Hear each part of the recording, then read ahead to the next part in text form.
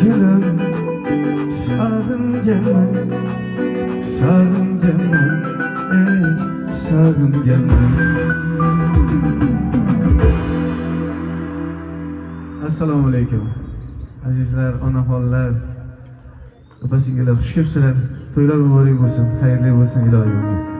Baxtli bo'lsin. Bugun salkam dejurda ekanmiz. U tomonga ham boramiz nasib qilsa.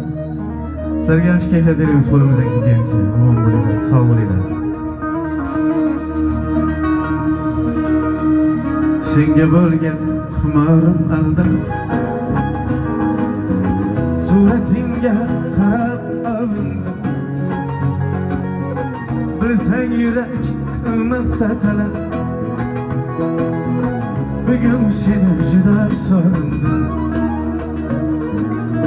Hasadimga dengizlar guvoh, osmondagi yulduzlar guvoh. Sog'inishim bo'lsa-dagina, bugun seni juda sog'indim. Sog'indim visolingni, sog'indim jamolingni, sog'indim xayolingni, xayolingni sog'indim. Sog'indim visolingni, sog'indim jamolingni, sog'indim xayolingni, xayolingni sog'indim.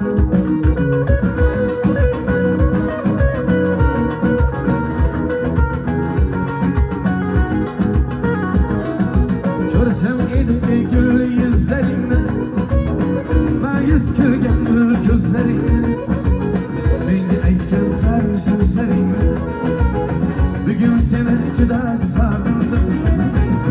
Sochlaringni uchirar shamol, kelarmidek so'rarman hayot, so'zim tinglar sohib jamol, bugun seni juda sog'indim. Sog'indim visolingni, sog'indim jamolingni, sog'indim xayolingni, xayolingni sog'indim. Sog'indim visolingni, sog'indim jamolingni, sog'indim xayolingni, xayolingni sog'indim.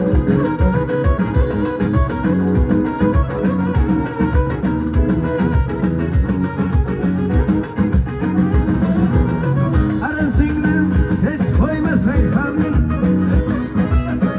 asabimga ko'p o'ynasang ham, qonim ichib hech to'ymasang ham, bugun seni juda sog'indim. O'jarliging, erkaligingni,